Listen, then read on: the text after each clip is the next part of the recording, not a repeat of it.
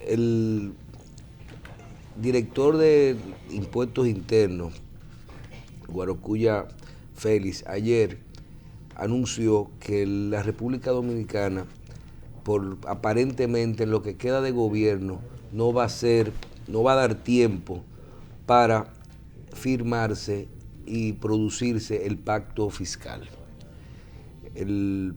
Esta información, donde también él habla del secreto bancario, que hace referencia a que nosotros tenemos eventualmente que ir pensando en que el secreto, con los mecanismos y las disposiciones internacionales que nosotros no estamos envueltos, ya debemos de prepararnos para ir, que se abran las informaciones bancarias hacia los otros países.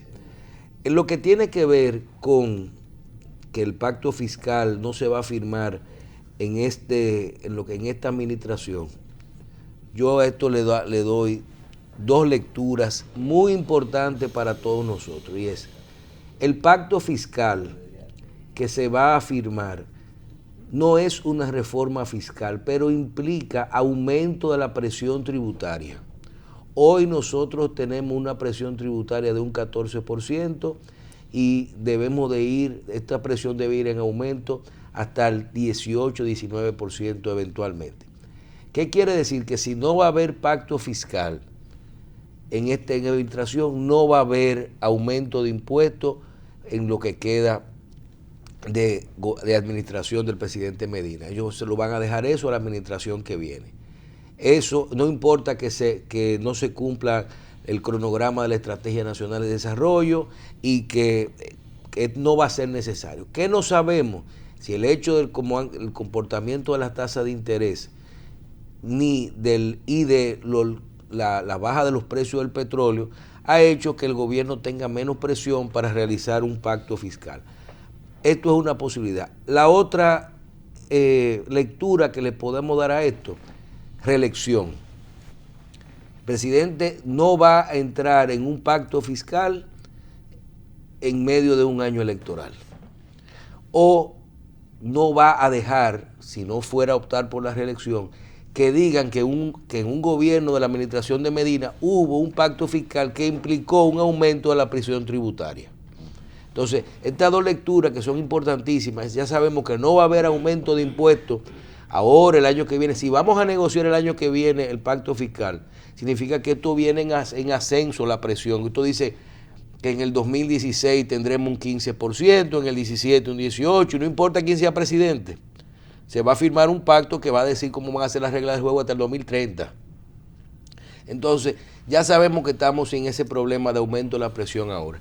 Y lo otro, hay que ver, el presidente no va a dejar que en su gobierno, si es que no va a decir que se firmó un pacto fiscal aumentando la presión tributaria en su gobierno, o si es que se va a involucrar en un proceso de reelección, no quiere hacer este aumento de impuestos en un año electoral.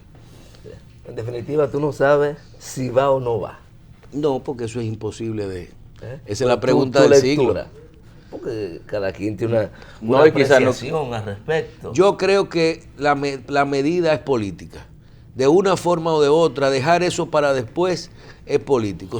No importa si lo están viendo, porque no quiero que me quede eso a mí, se le toca a la administración que viene, o voy a optar por la reelección, no voy a hacer una reforma fiscal, a firmar un pacto fiscal que implica un aumento de la presión tributaria en ese pacto, en lo que queda de administración. Entonces, ¿favorecería a él o a su propio partido ya si llevara a otro candidato? Lo cierto es que en la información que ofrece el director de Impuestos Internos no da razones. Solo establece que esto debió iniciarse el 25 del mes en curso, pero que no se inició, y entiende que en lo que resta de gestión del presidente no podrá ser. Entonces deja todo a la interpretación de la gente. ¿Cuál es el argumento que impide esto? No, y habría que ver si el coordinador del foro. De manejar el pacto, era Hacienda, era de impuesto interno, el sector. Guarocuya Félix es una persona muy del grupo del presidente. O sea, todas estas implicaciones, no hay razones, hasta ahora yo no veo razones. Si ellos dicen que ellos van a dejar una cosa rara, un documento que ya tienen las bases para con la posición que va a tener en la mesa de discusión del pacto fiscal el gobierno. Ellos sí van a decir, ahora vamos a poner un documento con nuestra posición, pero no vamos a firmar nada en esta administración. ¿Entiendes? Por nuestro lado tenemos que verlo de que el país no va a tener aumento de impuestos. Él hizo una declaración. No sea tan categórico, estamos en enero.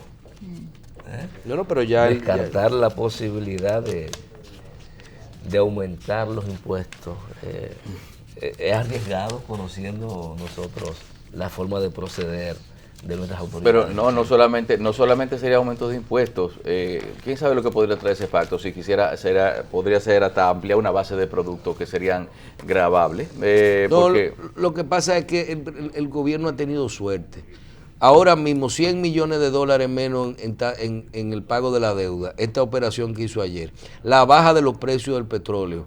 O sea, el gobierno está teniendo posibilidad de tener más ingresos sin aumentar los impuestos. Fíjate les rindan los ingresos. Oye, esta declaración que hace el director de impuestos internos. No importa cuántas reformas fiscales hagamos, no darán resultados porque en el país no funciona bien el mercado de trabajo, que es el que sustenta el sistema tributario. Una cosa, Michelle, que no entendí. ¿Cuánto nos ahorramos con la caída de los precios del petróleo? Y solamente en el subsidio eléctrico vamos en vez de $1.200 millones proyectados, vamos a gastar $600 millones. Solo en el subsidio eléctrico hay $600 millones en esa partida. Y ahora $100 millones más por el lado del ¿cómo se llama? De la renegociación de la deuda de Petrocaribe. O sea que nosotros tenemos fácil unos $1.000 millones entre las diferentes partidas. Fácil unos $1.000 millones, son $44.000 millones de pesos. Siendo discreto. Siendo conservador. Sí, porque siendo conservador, porque tú tienes que ver que hay otros ingresos que se pierden como parte de lo que el gobierno percibe en la venta de los combustibles todos los días, cuando baja el precio de las gasolinas, de los combustibles. Que ahí el gobierno tiene un ingreso importante. Y recordarle a la población que ayer reinició el juicio en contra de Félix Bautista y otros 10 imputados, en el que ya se está presentando formal acusación del Ministerio Público. Hubo un receso anoche para continuar hoy a las 10. Esperar luego de que el Ministerio Público presente su acusación, pues la defensa tendrá la oportunidad de rebatir y el juez tendrá que decidir próximamente si existen argumentos o no y pruebas que vinculen al senador y a sus relacionados en los hechos que se le imputan y si esto es pasible de soportar un juicio penal. En esa etapa estamos con el senador y los coimputados. Bueno, pero tú viste la acusación, todo lo que le pusieron. Bueno, es que la acusación es pública. Estamos hablando de un expediente que solo en la acusación hay más de 400 páginas. O sea, un expediente muy voluminoso. Sí, pero ya yo vi una cosa ahí que ayer estábamos, parte de las acusaciones están basadas en publicaciones de prensa. Yo digo, bueno, entonces, aunque el rumor público o las publicaciones así, tampoco puedo desmeritar lo que se haya dicho, pero una simple afirmación no necesariamente es una prueba contundente. Pero algo debe haber por ahí. Pero se habla de auditorías también, no solamente sí, claro. publicaciones periodísticas. Vamos a ver, o sea que quizás muchas de esas 400 páginas sean fotocopias de artículos de periódico. Vamos a una pausa.